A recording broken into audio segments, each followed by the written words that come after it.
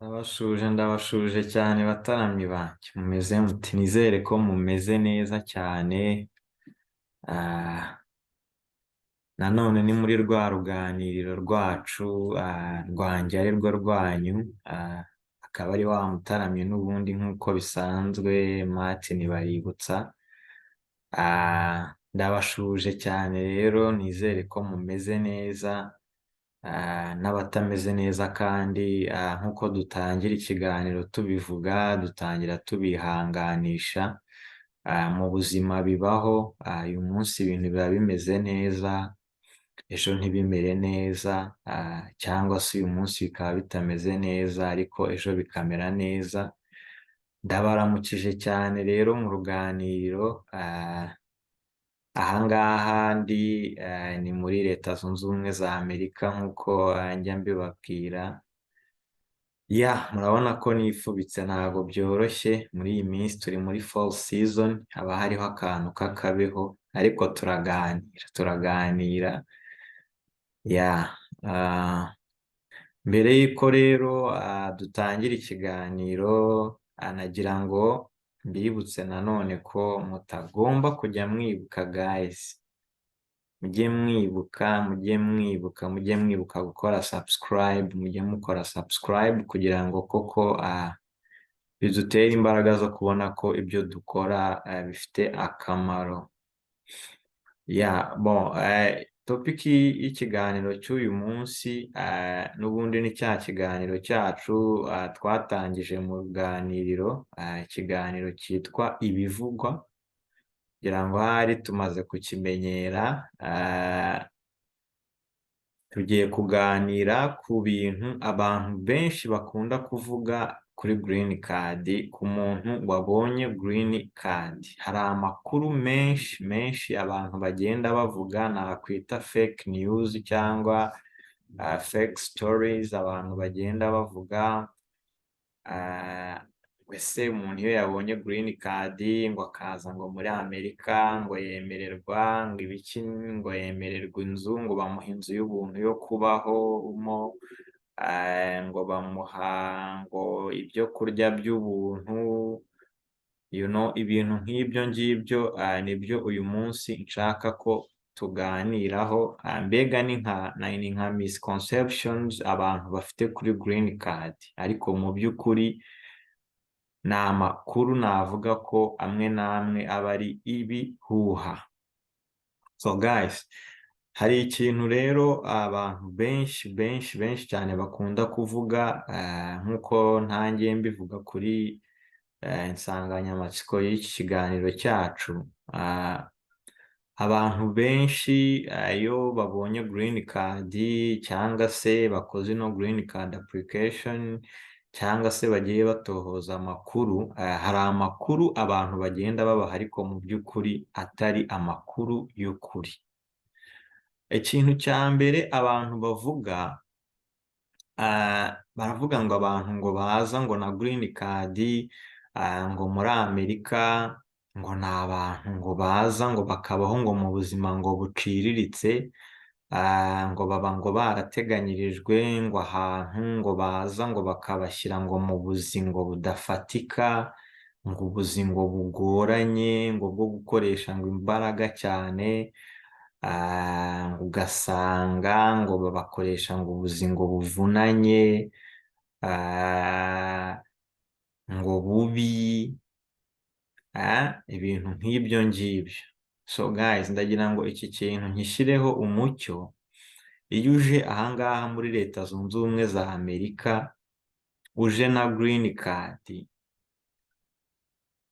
ntaravuga kuri iyo ngingo ijyanye n'ubuzi abantu bafite green card bakora, mbere na mbere nagira ngo kwanza mubanze mumenye ngo ese green card ni iki? Green card ni ijambo cyangwa se n'inyito ihabwa iyi visa ya diversity visa. Ngira ngo iyo mwumvishe ijambo diversity visa, sinzi nimba nabwo musobanukirwa icyo rivuga, sibyo? Ko ni gahunda y'Abanyamerika bashyizeho kugira ngo babashe kujya bataractinga cyangwa se bareshya mu ijambo ryiza ry'ikinyarwanda abantu b'abimukira bakomoka mu bihugu bitandukanye ariko batari abenegihugu ba Amerika kugira ngo baze gukorera no gutura muri Leta Zunze Ubumwe za Amerika. So iri jambo green card rero ni izina rihabwa iyi kadi umuntu wabonye no diversity visa aba afite. So iyi kadi ni kadi iguha uburenganzira bwo gutura muri Amerika mu buryo bwemewe n'amategeko ahantu hose ushaka. Ntabwo bagutegeka state ubamo, uba muri state ushaka iyo ari yo yose, sibyo? Kuko iyi kadi iguha status yo kuba permanent resident. Ni ukuvuga ngo uba ufite permanent residency status. Bivuze iki? Uba ufite uburenganzira bwo gutura muri Leta Zunze Ubumwe za Amerika kandi uhatuye mu buryo bwemewe n'amategeko, ugatura aho ushaka. That's number one. Number two, uba wemerewe gukora akazi kose ushaka. Either ushobora gukora application y'akazi, ugashaka akazi nk'uko n'abandi bagashaka. Nta hantu na hamwe uba uri limited kuba wakora application y'akazi igihe ako kazi of course wujuje ibisabwa kuri ako kazi, aho ariho hose muri Leta Zunze Ubumwe za Amerika, muri state iyo ariyo yose, sibyo? Kuko icyo kintu ngira ngo ahari kivuyeho urujijo. Ntabwo ushobora kuba wemerewe gutura ahantu hose ushaka muri Leta Zunze Ubumwe za Amerika, ube wemerewe gukora akazi kose ushaka, ndetse uba wemerewe no gutangiza any kind of business iyo ari yo yose ushaka ahangaha muri Leta Zunze Ubumwe za Amerika, igihe waje ufite iyi diversity visa ukabona iyi permanent residence card, uba wemerewe gutangira any kind of business. Wakora business ushaka hano muri Amerika, wakora akazi ushaka hano muri Amerika, wajya ku ishuri ukiga igihe ushaka kwiga, ni ukuvuga ngo uba ufite uburenganzira busesuye bujya kwegera ubw'umwenegihugu w'ahangaha muri Amerika. Ngira ngo ibi nabyo nzabibakoreraho ikiganiro, kuko iyo ufite permanent residence card hari ibintu uba utemerewe gukora bimwe na bimwe, ariko bikeya umwenegihugu aba yemerewe. Ariko nawe nyuma y'imyaka 5 uba wemerewe kwapurayinga usaba citizenship. Bivuze iki? Iyo umaze imyaka 5 ahangaha muri Amerika, ushobora nawe kuba umwenegihugu cyangwa se kubona citizenship, nawe ukaba ufite uburenganzira busesuye, sibyo?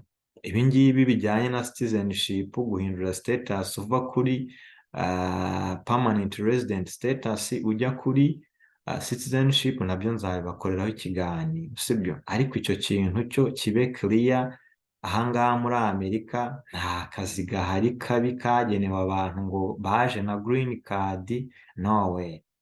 Uba wemerewe gukora icyo ushaka, uba wemerewe kuba aho ushaka, uba wemerewe no kurelocatinga cyangwa kwimukira ahantu ushaka igihe icyo ari cyo cyose, igihe ubona hari izindi opportunities. Ushobora kuba uri muri state imwe, ushobora kuba uri California ukavuga uti ngewe maybe next month ndashaka kujya New York. Ushobora kuba uri New York ukavuga uti ndashaka kujya LA. Ushobora kuva LA ukavuga uti ndashaka kujya wenda Missouri. Ushobora kuva Missouri ukajya Texas. Ahantu hose state iyo ari yo yose uba wemerewe kuyijyamo, ndetse n'ibindi bihugu byinshi. Hari ibihugu byinshi nzabikorera urutonde narwo uba wemerewe kujyamo udasabye udasabye visa cyangwa se udasabye izindi documents, sibyo? Icyo cyo kirarangiye. Ikindi, abantu bagenda bavuga ngo iyo ubonye green card ngo ukaza ahangaha ngo muri Amerika ngo uhabwa ngo inzu ngo yo guturamo ngo y'ubuntu. Ahangaha ndagira ngo iki kintu kibe clear. Iyo ubonye diversity visa cyangwa se green card, Leta Zunze Ubumwe za Amerika nta nzu ziguha. Iki kintu kibe clear. Nta nzu uhabwa ahantu aho ariho hose. Ni nayo mpamvu muzabibona ngira ngo abatsinze babashije kuba randomly selected, mubona yuko iyo muri kuzuza DS260 hari ahantu bakubaza host address. Host address ni umuntu uba azakwakira utuye ahangaha muri Leta Zunze Ubumwe za Amerika, akakwakira mu gihe runaka. Ashobora kukwakira ukwezi kumwe, ashobora kukwakira amezi abiri akakumenyereza, kuko ntago wava mu gihugu kitari Amerika ngo uze ahangaha muri Leta Zunze Ubumwe za Amerika ngo uhite uba wenyine. Hari ibintu byinshi uba ukeneye kubanza kumenya, akakumenyereza, ukamenya, ugashaka ibyangombwa, akakwereka ibintu by'ibanze biri basic,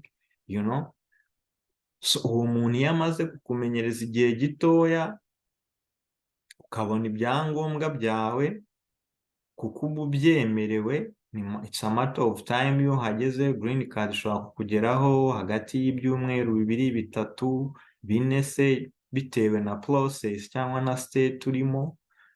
Ukabona na social security number yawe, icyo gihe uba wemerewe gutangira gukora icyo ushaka no kujyaho ushaka, sibyo? Ariko nta nzu uhabwa. Urakora ukaninga amafaranga, cyangwa se waba ufite amafaranga yawe wavanye aho waturutse, ukaba wakwikodeshereza inzu cyangwa apartment, uba ubyemerewe, sibyo? Icyo nacyo gisobanuke neza.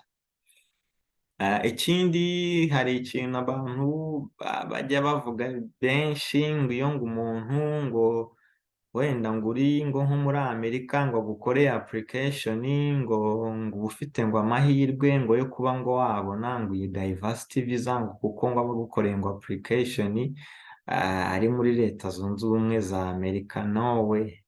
Iyi application aho wayikorera hose ku isi yose, ahantu wayikorera hemewe, utuye mu gihugu nyine cyemewe kujya mu guparticipatinga muri no diversity visa program cyangwa green card lottery, ufite internet connection yawe, iyi application urayikora, nta kintu bitwaye location, nta mahirwe iha umuntu, sibyo?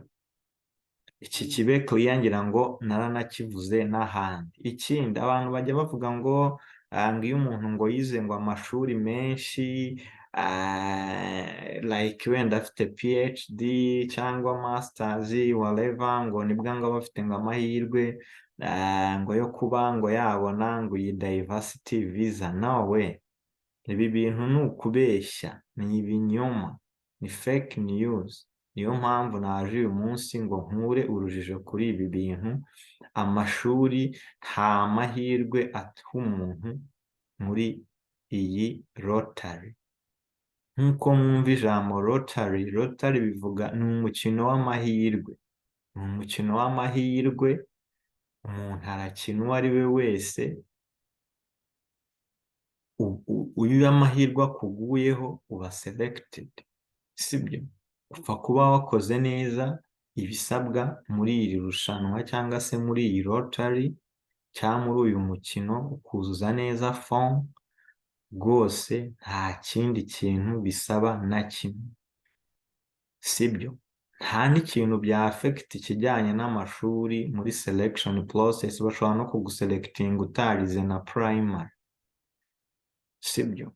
Gusa nanone wazagera mu gihe cya interview, of course hari requirement, hari ukuba ufite high school diploma cyangwa se ufite 2 years of work experience. Ibi ngibi byo birazwi, narabibabwiyeho cyane. So iki nacyo kirasobanutse. Nta kintu na kimwe kuba ufite amashuri menshi cyangwa makeya byagabanya cyangwa se byakongera ku kuri iyi diversity visa. Ikindi abantu bajya bavuga ngo iyo umuntu ngo avuga icyongereza ngo neza, ngo adategwa, ngo azi icyongereza, ngo bituma ngo abasha ngo kubona ngo iyi green card ngo mu buryo bworoshye ngo kuruta ngo abandi ngo batazi ururimi. Guys, iyi nayo ni fake news. Izi ni fake news cyane, abantu kandi bakunda kubivuga. Ahangaha muri Amerika abantu bahari benshi bagiye bazana green card, hari n'abaje batazi no kuvuga morning, sibyo? Upfa kuba uri muzima physical, uri fit, ushobora kuba wakora, gusa wenda hari akazi nyine utakora ntagasaba kuba wavuga icyongereza neza, of course ntiwagakora, ariko ufite imbaraga wakora akandi kazi. Hari ubuzi bwinshi abantu ahangaha baza bagakora, sibyo? Uretse n'iby'ubuzi, navuga ku bijyanye no kubona ino visa, ntabwo ibyo babirebaho ngo ufite icyongereza ngo cyinshi ngo iyo ugiye no muri interview utabasha gucommunicatinga na counselor cyangwa abakubaza, uba wemerewe kuzana umutranslator. Ntabwo bakwemerera rero kuzana umuntu ugusemurira.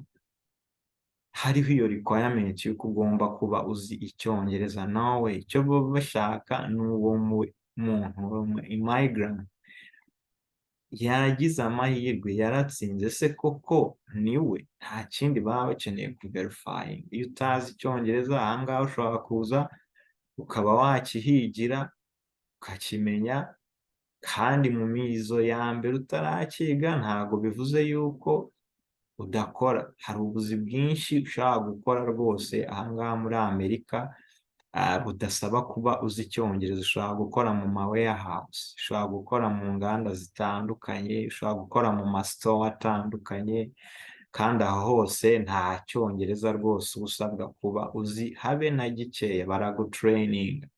baragutraininga bakakubwira bati uzajya ukora ibi n'ibi n'ibi n'ibi. Physical upfa kuba uri fit, ushobora kuba wakora. Hari ubuzi bwinshi rwose ushobora kuba wagira gute wakora. Ikindi abantu bajya bavuga ngo iyo ubonye ngo green card ngo ngo ngo ngo Leta Zunze Ubumwe za Amerika cyangwa se ngo embassy ngo y'igihugu ngo uri ngo embassy ya Amerika iri mu gihugu cyawe ngo guha itike y'indege, ngo ikagutegera indege, ngo bakaguha ngo n'ibisabwa byose ngo bizagufasha ngo mu gihe uzaba ugeze muri Amerika. Iki nacyo ni igihuha. Izi nazo ni fake news. Ikintu Leta Zunze Ubumwe za Amerika ziguha iyo ubonye iyi green card ni ukuguha ibyangombwa nk'uko nababwiye, biguha uburenganzira bwo kuba aho ushaka no gukora icyo ushaka igihe uri muri Leta Zunze Ubumwe za Amerika, sibyo? Ikindi abantu bajya bavuga ngo iyo ugeze ngo muri Leta Zunze Ubumwe za Amerika ngo ufite ngo green card ngo baguhanga ibyo kurya ngo by'ubuntu. Guys, ahangaha muri Amerika dutuye nta byo kurya by'ubuntu bihaba. Ibyo kurya byose ubibona ari uko ubihashye, wabikoreye, ntihazagire umuntu ukubeshya. Nta biryo by'ubuntu biba ahangaha muri Amerika. Gusa hashobora kubaho amaporogaramu afasha abantu like homelesses, ariko ntabwo numva yuko waza ahangaha muri Amerika ngo uze utagetinga kuzaba homeless kugira ngo ubone ibiryo by'ubuntu. Ahangaha aba homelesses baragaburirwa, baba bafite n'ahantu baba, ariko ntabwo aricyo nakwifuriza umuntu waje muri ubu buryo, kuko aba afite amahirwe, aba afite uburenganzira bwo gukora ibyo ashaka bijyanye n'ubushobozi bwe. Nta biryo by'ubuntu rero bibaha muri Amerika. Amerika nk'uko mubizi ni igihugu kiri capitaliste cyane. Urya ari uko wakoze. You work hard, you earn more. Ahangaha niko bimeze. Iyo utakoze ntabwo warya rwose. Ibi bibe clear. Ikindi bajya bavuga ngo iyo ufite ngo green card ngo ukaza hano ngo baguha ngo insurance ngo yo kwivuzaho ngo ku buntu. No way. nta insurance ahangaha y'ubuntu ihaba. Iyo uhageze ukabona akazi ugakora, amakampanizi yose aba afite ubwishingizi bw'abakozi. Ushobora gukoresha insurance ya kampani yawe ukoramo, cyangwa se ukishakira insurance yawe igihe uri muri business yawe, ukinshuwaringa ibyo ukora na family yawe n'ibikorwa byawe byose. ni uko nguko bimeze. Gusa hari amasiteti amwe n'amwe ashobora guha abantu icyitwa Medicaid. Wenda abantu bari mu zabukuru se, cyangwa se abantu baba baraje aha muri Amerika nk'aba immigrants ariko baba refugees b'impunzi. So izi programs hari amasiteti azigira kuba yabaha ubufasha bwo kwivuza, ariko nabwo buri limited mu gihe runaka. Igihe wabonye ibyo ukora ubasha kugira income winjiza, ntago iyi support bakomeza kuyiguha, sibyo? So iki kibe clear nacyo. Hari stage ushobora kujyamo ugasanga bashobora kuba baproviding iyo support, either food stamp cyangwa Medicaid. Food stamp ni kandi bashobora kuba baha umuntu mu gihe runaka akaba yabasha guhaha ibyo kurya mu gihe runaka, ariko ntago iyi program ari iy'abantu ba green card, ni iy'abandi bantu baba baraje ku bundi buryo, So ibi bintu rero bibe clear, ntihazagire umuntu uzongera kujya ababeshya. Ngira ngo iki kintu nkivuzeho mu magambo makeya. Iyo wabonye green card yawe, ufite green card, visa yawe uyifite muri passport, uba ufite uburenganzira bwo gutura ahangaha muri Leta Zunze Ubumwe za Amerika mu buryo bwemewe n'amategeko, ugakora icyo ushaka, washaka akazi, wakora business, wemerewe gutura kandi aho ushaka hose.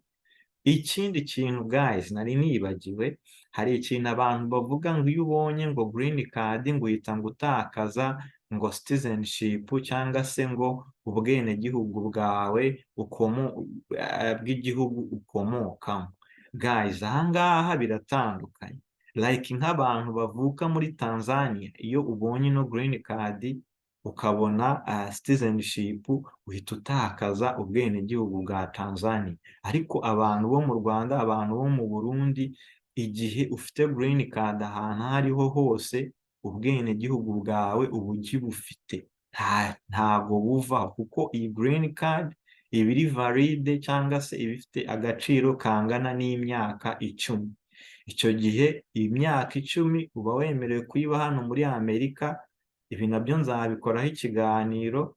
Igihe iyo myaka 10 ishize, ukaba wakongera ukavalida iyi green card bakayongerera igihe, cyangwa se ukaba warabonye citizenship, cyangwa se ugasubira mu gihugu cyawe, cyangwa se ukajya n'ahandi ushaka. So ntabwo bikuraho ubwenegihugu bwawe, urabugumana. Even no kuri green card yawe haba hariho recorded igihugu uvukamo cyangwa waturutsemo, sibyo? So ibi bintu rero bibe clear, ntihazagire umuntu ubaha information ziri false, cyangwa ngo mwumve fake stories abantu bagenda bavuga badafite amakuru ahagije kuri iyi green card. Ayo nguko byari ukugira ngo tuganire kuri iki kintu kijyanye n'amakuru nakwita y'ibihuha abantu bagenda bavuga mu by'ukuri ariko kubera batazi ibintu uko bikorwa. So guys, nsoza rero nagira ngo nanone mbabwire ngo mukore subscribe, mukore share z'ibiganiro, muduhe comment hasi aho nyinshi cyane, kugira ngo tujye tumenya uko mwabonye ikiganiro cyangwa se icyo mwifuza ko twabaganirizaho. Share kandi nyigarutseho, twarabivuze ngira ngo iyo usharinze ikiganiro ushobora kuba utari interested n'ibyo twavugaga, ariko wabisharinga bigafasha umuntu. So mujye musharinga rero ibiganiro, uru ruganiriro rwanjye ari rwo rwanyu, kugira ngo rukomeze rugende rukura.